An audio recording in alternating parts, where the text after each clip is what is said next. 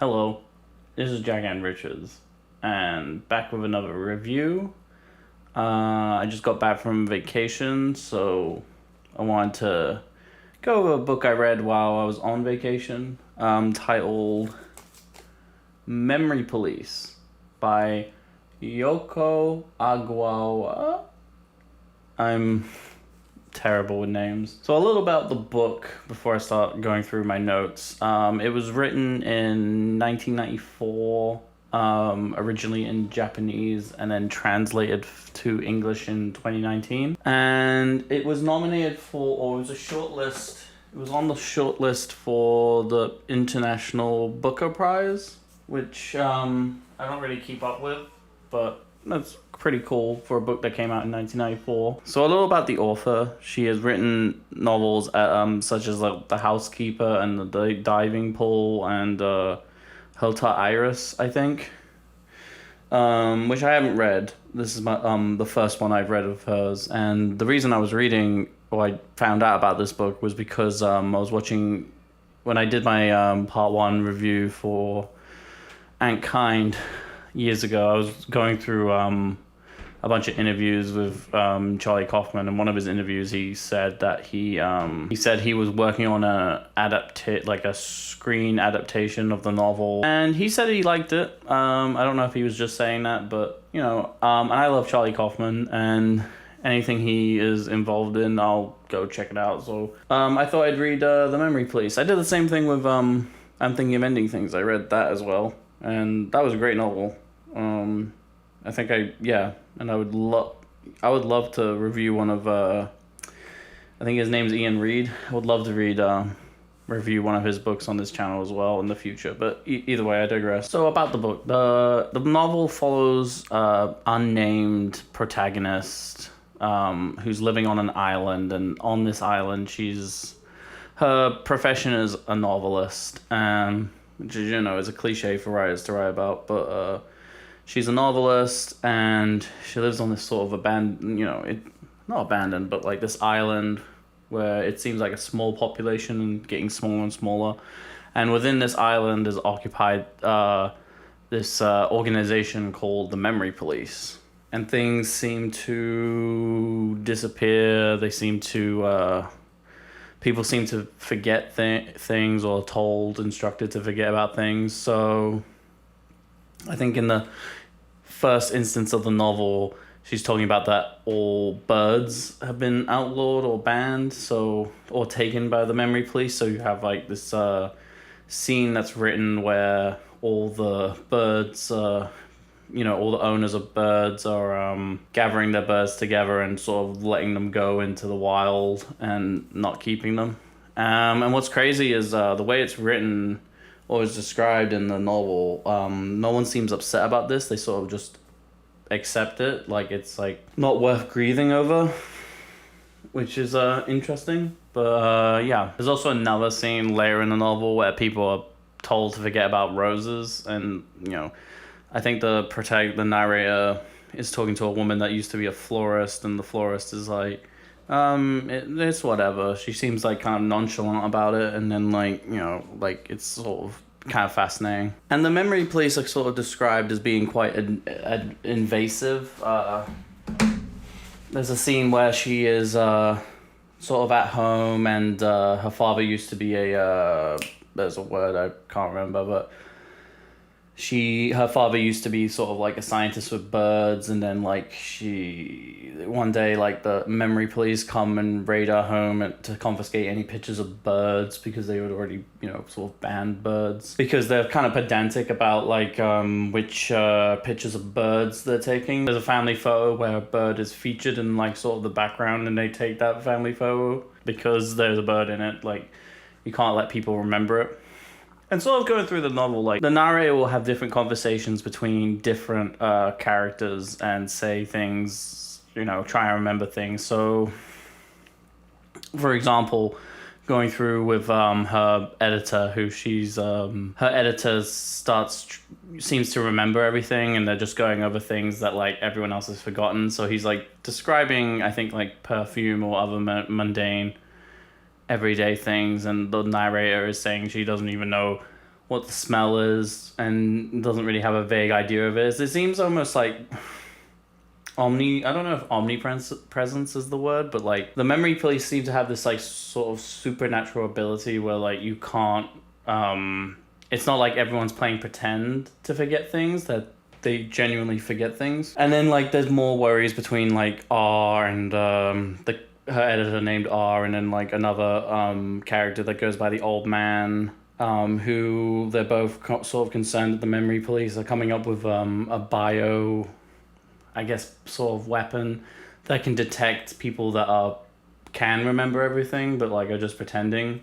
So it's kind of like very totalitarian, I guess, of a living situation for these characters. And then the sort of like, I guess, the loose hook of the novel, it comes into play is that R is taken away, or is next to be taken away by the memory police, and the narrator doesn't want her editor to be taken away, so she finds, does everything in her power to like hide him from the memory police. And then it becomes a little more of an intense read, because basically everyone is the characters are basically very paranoid of everyone. It was sort of reminding me of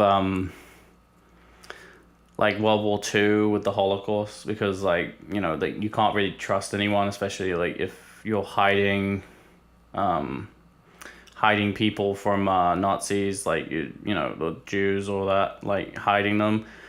You can't really trust anyone, and you can't like even believe anyone else is also sincerely looking to be hidden. There's a scene in the novel where a character or the narrator is in a shop, and an old lady asks if she can hide her as well, but she can't trust her, so she just pretend is like, sorry, I can't help you, because she doesn't know if she's like a double agent. She's with the memory police, and is worried that maybe she'll be ratting herself out by helping this old lady. And then she never sees the old lady again, sort of off in her imagination of whether like she ruined an old lady's life, or if she dodged the memory police.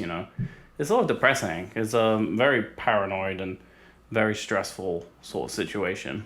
This novel's pretty short though, so I won't go much into the rest of the plot details, but one thing I'll say is that, and I can see why someone would pitch Charlie Kaufman this novel to adapt, because like the rest of the novel, it sort of slowly becomes more and more dreamlike, where like logic is out the window, and there's things that characters are describing that are just not physically possible under any laws of physics.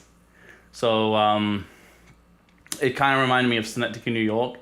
Not as good as Synecdoche, New York, but it did remind me of sort of that progression of dreamlike-esque world within the writing. It was very reminiscent. It also kind of reminded me of George Orwell in a sense, like 1984 and all that. But I think that is like, surface influence. And then like certain scenes also reminded me, especially like lack of clarity and information, that was directly kind of reminding me of Kafka, especially like The Castle by Kafka, which is like a novel where like nothing's ever really clear. Same with The Trial. I could definitely see the author's influences being from those writings, for sure. After I was done reading the novel, I found myself struggling to find meaning within what I was reading. I was like, sort of like, I know there's something kind of profound here, but it's hard for me to tell if it's profound or if it's intentionally dreamlike just for the sake of sort of trying to be artsy. I was kind of struggling. I did sort of try reading it again, and I think I got halfway through before I decided that I need to move on to other books that I want to talk about on this channel. But yeah, I was a bit torn on the significance of anything. Like I couldn't. It's definitely a great read. Like I enjoyed reading it, but I definitely walked away from it being like, oh, is this pretentious or is this profound? And it was hard to tell which it was. I was sort of going on Reddit, and I was sort of like, looking around on Reddit and being like what other people thought.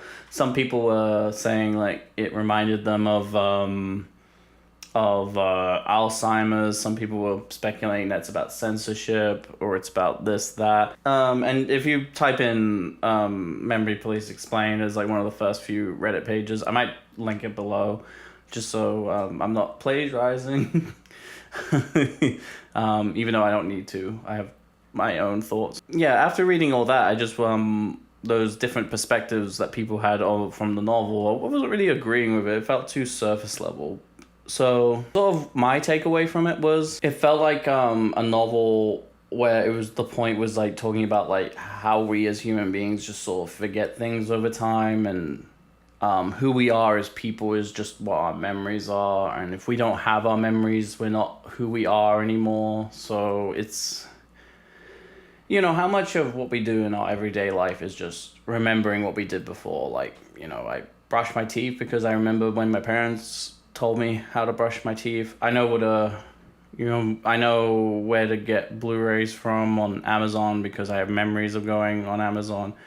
It's sort of like in a weirdly determinist kind of way, and it's like if I forgot those things, I wouldn't do those things anymore. I'm imagining people with like amnesia, where like you might not remember the shop you go to every week, and then you stop just going, and then like when you look at it, it means nothing to you anymore. And that's sort of like how people describe what they're seeing, and it's sort of like it's not their memories that are being taken away; it's like their identity is being taken away, which is sort of an interpretation that I got from it. But I don't know. I would love to read this in the future. I could definitely see myself reading this in the future. I want to get the hardback version because in my last video I was talking about how much I hated the cover for one of my favorite books, but this cover, like, look at this.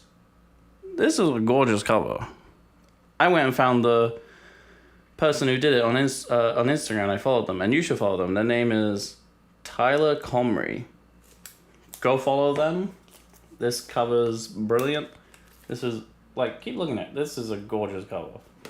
I'm jealous because I wish I made this. This is an amazing cover. But you shouldn't judge a book by its cover.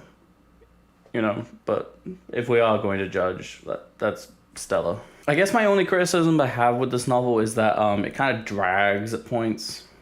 There were points where I was kind of like reading a bit fast because I was like not really engaged with what was happening. Sort of like the character is jumping between two stories. So like there's the story she's writing, her novel that she writes in pencil.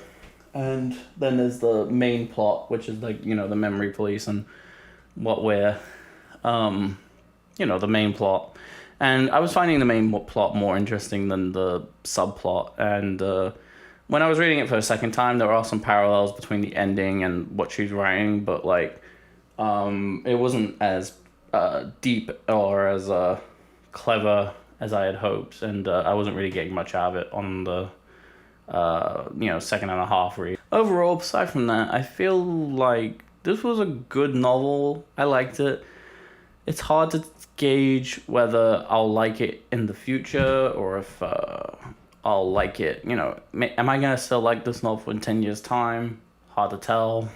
Do I think it's worth reading? I think it's worth reading. I think this is a pleasure to read. It's not the most, it's, you know, as I said before, can't tell if it's profound, can't tell if it's pretentious, but the writing is interesting, and it's got a great last half, and I can imagine some people getting teary-eyed over the last half, but, you know, didn't really emotionally move me, even though I enjoyed it. I would recommend people to read this overall.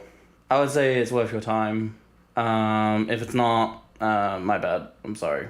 But, you know, I had fun, and I think I could imagine video essays in the future of writing how deep this novel is. I could totally picture that. I'm gonna give this 7. What's 7? 7 out of 10. I think 7 out of 10 is a fair rating for this. I think it's worth your time. You might not love it. I didn't love it. 7 out of 10. Thank you for watching. This is a bit exhausted because of coming back from vacation. I feel like been a rough couple weeks, but hoping to keep on trucking And I'm excited for the next book I'm going to talk about. That video might come out next week or the week after, depending on what my scheduling is. I'm pretty busy for the foreseeable future, but yeah, I'm excited for my notes and all that for the next one. Just to talk about that novel, and it's so hot. I feel like I'm gonna be sweating in every video in the foreseeable future. I'm sweating so much lately. But either way, thank you for watching. Don't forget to subscribe. You're welcome to comment below book suggestions. I love book suggestions. They never annoy me. I'm always asking friends and family, and even strangers in bars, like what books they recommend me to read. And I do eventually get around to reading it.